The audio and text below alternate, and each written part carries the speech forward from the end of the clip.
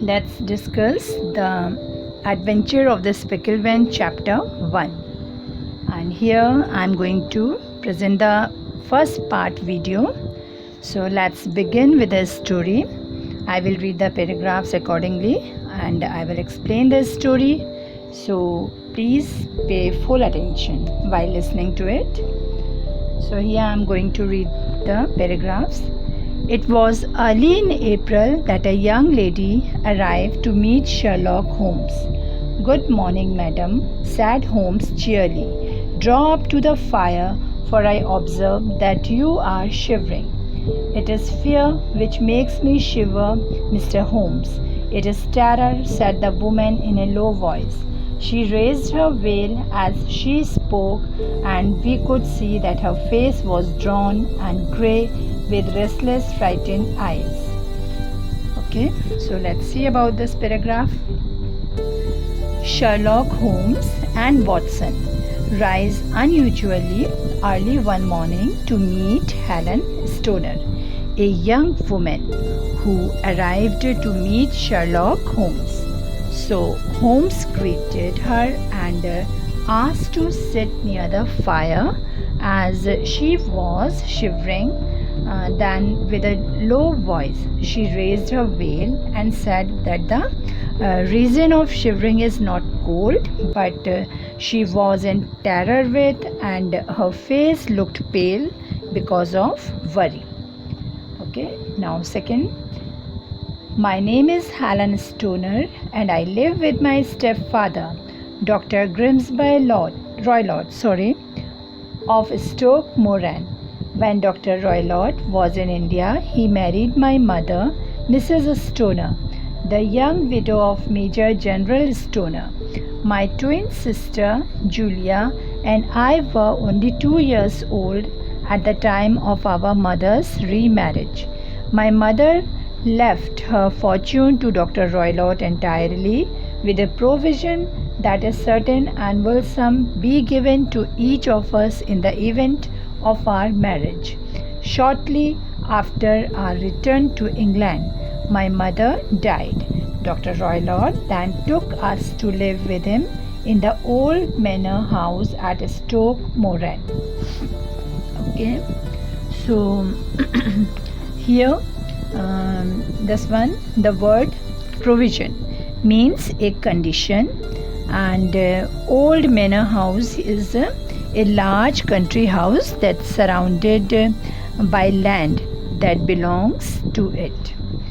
So let's see about this paragraph also. She tells her name, Helen Stoner, to Holmes, and also tells that she lives with her stepfather, Dr. Grimsby Roylott. And when Helen and her twin sister Julia were 2 years old, then Dr. Roylott, their stepfather, married their mother, who was a widow living there.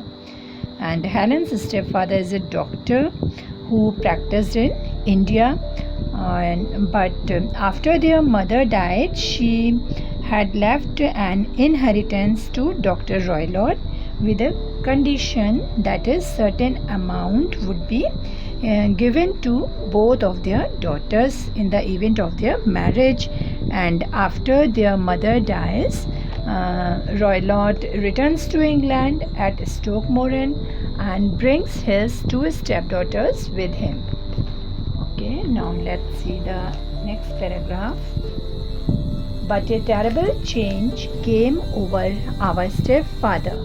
He shut himself up in the house and seldom came out, except to indulge in quarrels with whoever might cross his path.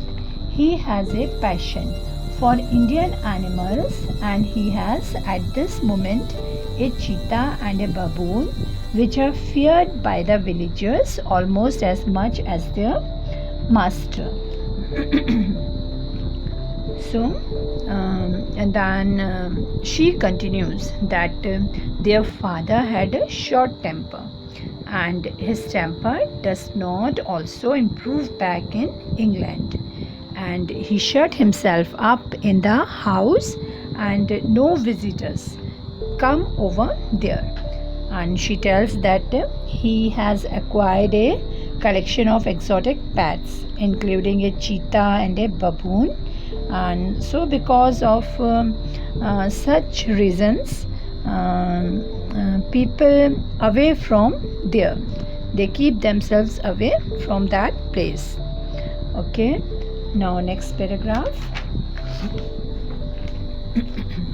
My sister Julia died just 2 years ago, and it is of her death that I wish to speak to you. Julia went to visit our aunt near Harrow 2 years ago and got engaged to an officer from the Marines there. My stepfather did not object to the marriage, but within a fortnight of the day which had been fixed for the wedding, the terrible event occurred which has deprived me of my only companion. Pray be more precise as to the details, said Holmes. So, here in this paragraph, object to, it means not against, and fortnight means a period of 2 weeks, and deprived means took away something that one needed. Okay, so let's see about this paragraph. Here Helen tells that 2 years ago her sister died, who got engaged to an officer, and her stepfather was not against to this marriage. Then she tells that within a period of 2 weeks the wedding date is announced, and shortly before Julia was due to get married, she dies in mysterious circumstances, and this terrible event took away something from Helen, who was her only companion. So Holmes asked her to give clear details. Okay. Now next, that fatal night my sister left her room next door to our stepfather's and came to mine. Tell me, Helen, she said, have you ever heard anyone whistle in the dead of the night? Never, I said. But why do you ask? Because during the last few nights, about 3 in the morning, I have heard a low, clear whistle. With that, she went to her room. A few moments later, I heard her key turn in the lock. I could not sleep that night. I had a vague feeling that something terrible might happen. The wind was howling outside and the rain was beating against the windows. Suddenly, there burst forth a wild scream in my sister's voice. As I opened my door, I heard a low whistle. My sister appeared at the door, her face blanched with terror. As she fell to the ground, she shrieked, "Oh my God, Helen, it was the band, the speckled band." So she pointed in the direction of her stepfather's room, but a fresh convulsion seized her and choked her words. I rushed out, calling loudly for my stepfather. He sent for medical aid from the village, but all efforts were in vain. So the word means fatal. This fatal means causing or ending in death. And blanched means pale because of shock. Then shrieked means in this paragraph a loud shout. And convulsion means uncontrolled, violent shaking of the body. So now let me explain this paragraph also. Helen goes on to tell how that night causing her sister's death.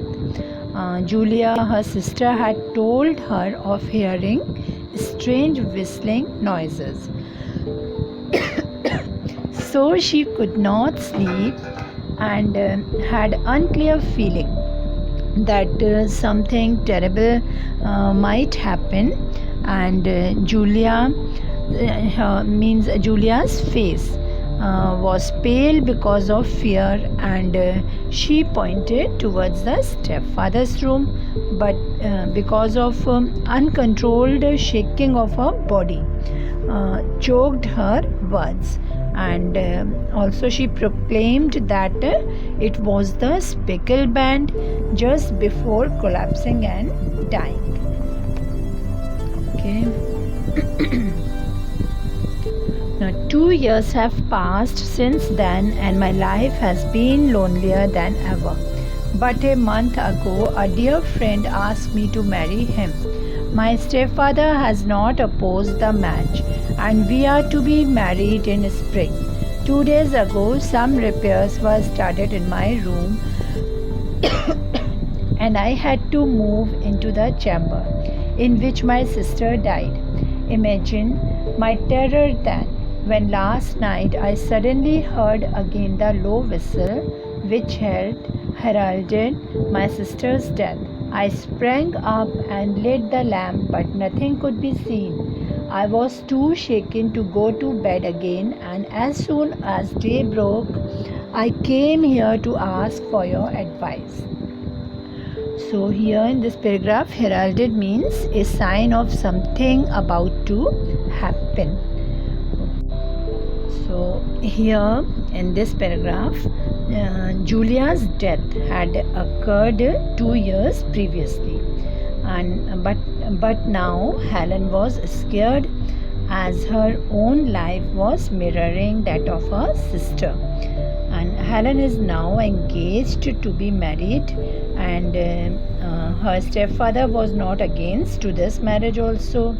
And as some repairs were started in Helen's room, so she is now also sleeping in her sister's bedroom, and just like her sister, she also again heard the low, strong whistling noises. And now she is in terror, and she lit a lamp, but nothing could be seen. So she came and asked Sherlock Holmes' advice. Okay, now let's see the next paragraph. After a long silence, Holmes said, "If we were to come to Stoke Moran today, would it be possible for us to see these rooms without the knowledge of your stepfather? As it happens, he spoke of coming into town today on some important business. It is probable that he will be away all day." Probable means likely to happen. "Excellent. You may expect us early in the afternoon. I look forward to seeing you then." She took leave of us. So Holmes planned to have a visit to Stoke Moran and ask him that if would it be possible for them to see those rooms without their stepfather's knowledge. So Helen tells, as it happens, her stepfather just spoke of coming into town today, and some most important business, and it is likely to happen that he will be away all day, so there would be nothing to disturb you.